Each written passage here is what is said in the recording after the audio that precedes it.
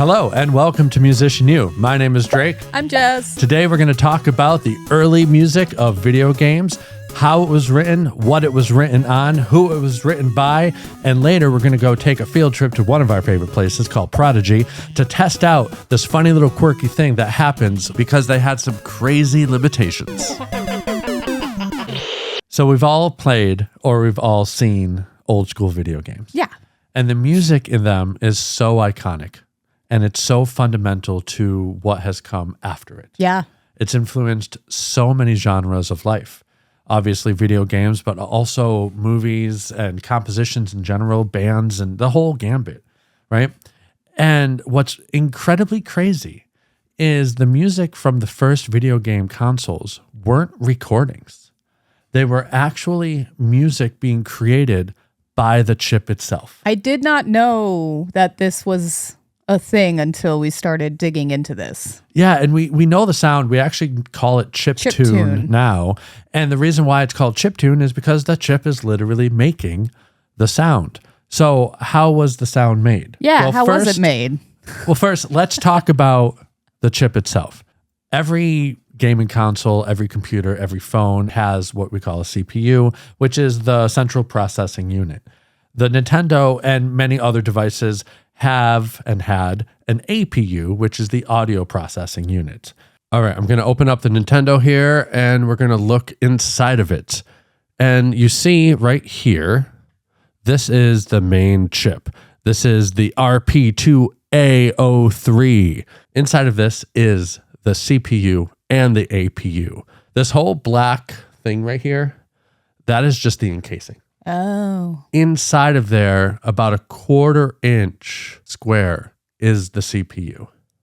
Oh, so it's really small. It's really small. So let's talk about the CPU just for a second. Okay. Right? It's a 1/4 inch square. Yep.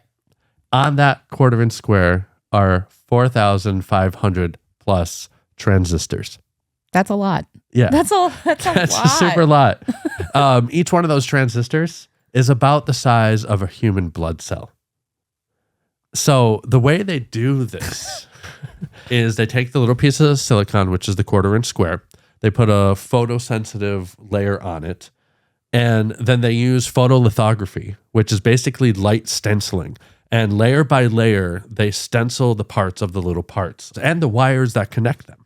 And there's 4,500 of them on that small little thing. Damn. And this is back in 1985. Yeah. Right? Yeah. This is 85. Nowadays, they're smaller than that. And there's literally billions. They're smaller than a human blood cell? Yeah. Each transistor, they vary in size, but some of them are the width of a DNA strand. We're talking DNA level sized. Holy crap. Yeah. And next to the CPU is the APU. It's actually a little bigger, but it's in there somewhere. It's in there somewhere. And in order to make the APU make sound, they had to program it. And the programming language that they used was called assembly.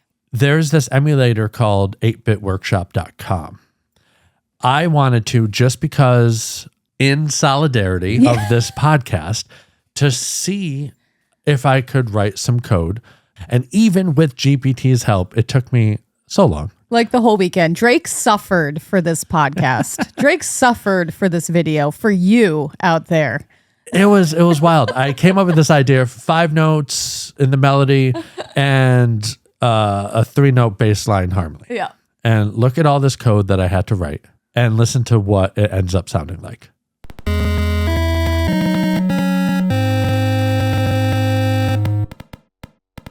And there it is with all of its glory. All those clips and ticks and glips and stuff, those are just error. It's crazy. I mean, you did it though. I did it. You did it. And it sounds good. So let's talk about what the programming did. Yeah. Okay. So in the APU, there are 5 channels. Okay. And this is where the limitations come in later. But we got 5 channels. The first 2 are called pulse channels. Okay. And basically what that is it's a pulse.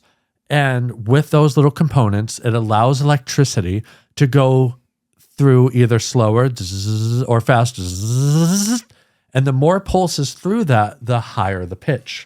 So it's literally the electricity going through the components, making the sound that you hear. That's why it sounds like that buzzy, cool digital sound. It's literally electricity it's pulsing. literally this. Pulse also had the ability to get softer, to fade out. There were other functionalities that were in there that was possible. The Pulse channels definitely had the most variety, the most ability to do things. The third channel was a triangle wave. This was very similar to the Pulse, where it had the range, the different pitches, but it had no velocity. It was just one volume all the time. This was a very, very sturdy wave. So they used it for bass. Fair. Like 100% of the time. The two other channels are a little more ambiguous. The first one they called a noise channel, and it's a random set of noises that it can do. But because it's a set, it's not actually random. It's random to us because the set is randomized, but it is deterministic. So it has a set path. But it was all just things like that. And they use that for drums, percussion. Percussion-y, yeah. And then the last one is the DPCM channel, which was acted like a sampler, but it was a digital noisemaker also. This was a lot of times for punches and whatever. Collecting the coin sound when you hit. And what composers had to do, they had to utilize these 5 channels to its utmost capacity. Yeah. So the music goes on. If you think about, you have a melody, a harmony, and a bass line, and then a couple channels doing percussion-y stuff. That's already a broken down band. Right. Right? It's bones. It's the bones. It's bones. But that's the entire package. Yeah. So what happens when they need the sound of a coin bounce or them jumping or a stab or a pellet gun or whatever? They literally had to borrow one of those channels to utilize that note for the sound of the sound effect. So I didn't know this. I didn't either. And upon researching it, I almost didn't believe it. I didn't, because, I played these games a ton and I've never like, oh, wait a minute, the harmony line is missing or whatever. Yeah. And the music is so iconic. You would think you would you've heard it a million times as you're playing the games that you would notice and something like that happening. So we're going to test that out at Prodigy. But first, we want to talk about Koji Kondo. Yeah. Because he was one of the most famous, iconic composers for the Nintendo. He's done Super Mario and he's done Zelda. Need I say any more? Yeah. I mean, it's such influential music and it has been since the day it came out up until now. And it will be for, years to come. I would say it's probably one of my biggest influences. Yeah. And you're not alone I'm in that. not alone. No, not at all. Koji Kondo. So Koji Kondo was one of the first people to really make game music feel like real music, like real songs and not just electronic boops and beeps. Yeah, there's such beautiful songs too. All of them, they're so good. And the crazy thing about it as well is that it was, as we talked about, it was more than just writing music. It was literal programming. So you had to think basically like a composer and a programmer simultaneously. And there's so much time that was spent writing out this code and testing it and seeing what it sounded like and adjusting and back and forth. It's wild that it happened at all in my eyes. But for him to have been able to create such beautiful songs that are still with us is amazing. It's really amazing. Once again, with limitation comes creativity. It's true. He studied at Osaka University of Arts, then joined Nintendo in 1984 after spotting their hiring notice at his school. He said Nintendo was the only company he applied to, and he arrived right as Nintendo was building out dedicated sound staff. A big reason his early music still reads as musical is that he learned how the hardware behaved and arranged around it.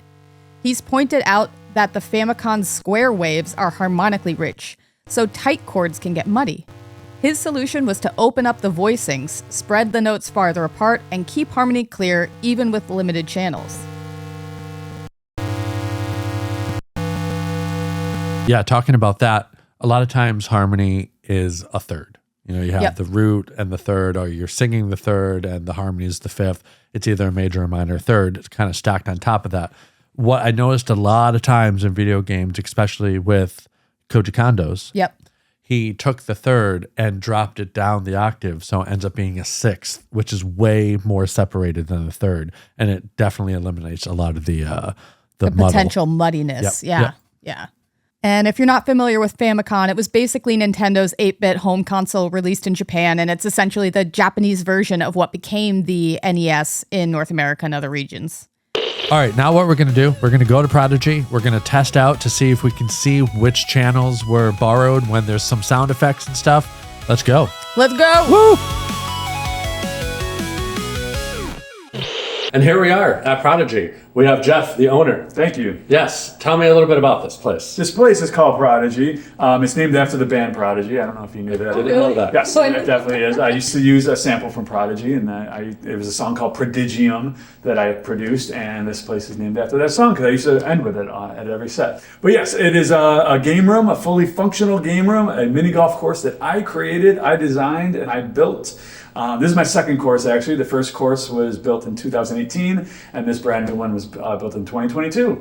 And on top of that, just table games, board games, video games, anything you can name. All the games. Awesome. Many. What's the first console that you ever owned? What's the console that started all of it? ColecoVision. ColecoVision. Yeah, released in '83. My dad was a major video game head, and he used to show me the Magnavox Odyssey 2 when I was young. And there was a game called Bowling he used to play, and I remember specifically, I'm sitting there 3 years old probably watching him play it, and he would say, "This game ripped me off." And he always said that, and that was like the first line that I just remember him ever saying, probably before I could talk. But I got a ColecoVision for my birthday in '84 maybe, or '85, and that was the very first console I ever actually played myself, and I loved every second of it. Right. Do you have that very one? Yes, I do. Now you can bring the arcade experience home. Introducing ColecoVision, the most advanced video game system you can buy. One of the first consoles I had was the Texas Instrument TI-99. Yeah, 99. Yeah. And it had Alpine Slide. Oh, yeah. Just like did this up a mountain. It played actually the Peer Gynt Suite. That song is in it the whole time. That programming for that one must have been That must have been awful. What's your favorite music soundtrack of all time? Game music soundtrack. For gaming, Sonic 2 is absolutely one of my favorite. I love the sound set of the Genesis. I think Genesis has a gritty sound type, and I absolutely love it. And Mega Man, the whole Mega Man series. Oh, Mega Man 2 and Mega Man 3, perfect soundtracks. Not just in music, but with the levels and with the gameplay itself. This might be a impossible question, but what is your favorite thing in this room right now? Well, if I didn't say the mini golf, then I would be, wrong. But I think the mini golf is my absolute favorite part of this whole room. But my Nintendo Power collection is a feat I never thought I would ever have. I started my Nintendo Power subscription in '88 when it first came out, and I collected for about 3 or 4 years, and now I have the full collection. You have it all. Yes. Yeah, from beginning to very end. My favorite features of the room is when someone takes out a game and says, "Oh, do you have the Nintendo Power that features this?" I look it up online, I grab the issue, and they're able to follow along to a Nintendo Power to play their game. And that's the way I feel like they kind of went together. They were almost like a strategy guide, like it's your best friend playing with you. Oh, that's beautiful. This place really is a living There's a lot to museum, a living functional museum of the world of games. Yeah. And mini golf is really I know. Let's play that. It started as a mini golf course, and it turned into this retro museum, and So cool. that was my favorite part. Also, just the actual decor of the place, which is my hoarding collection organized on the wall. So, yeah. I'm pretty excited to try this thing. You want to try it? Yes, definitely. Music is everything to me, so this is going to be very fun. Awesome.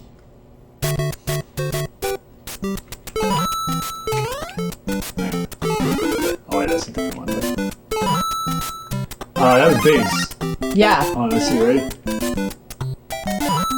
No, It's the harmony. The harmony goes away for like a second. Real quick, I want to show you what's happening because it's sometimes easier to hear it if you see it.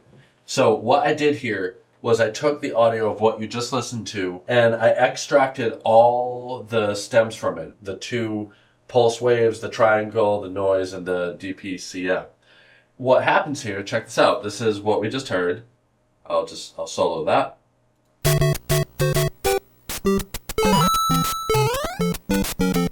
And if you noticed right there, there's like this little dip in the high note, right? When the little coin sound happens. And if you look right here, well, the second wave disappears. So let's just listen to just the 2 square waves and the triangle wave.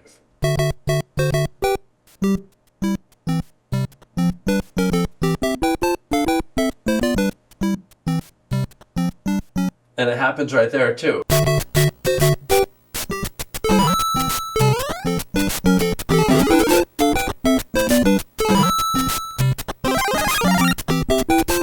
And it comes back. It disappears.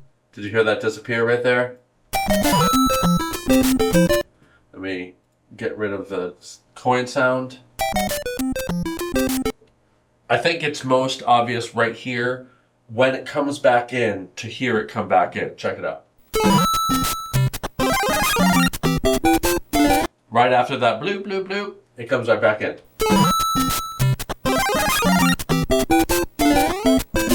All right, now we're going to play a few more games and we're going to listen for what channel gets borrowed. Check it out. Yeah, that's the lower. The low, Yeah.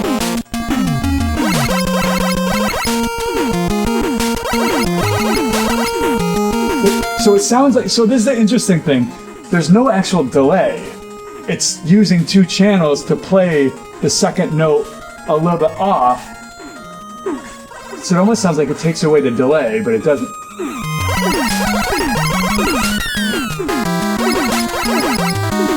Yeah, it's that lower. Yeah. Wow. Oh, cool. But you don't notice it as much because I think this music was written with so many 2-note melodies. So you just take away one and you still have it. Yeah. Yeah. Smart. Wild. That's awesome. You can hear.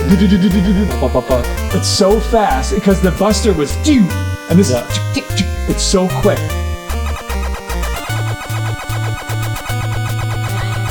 Triplets. They're gonna put that stuff.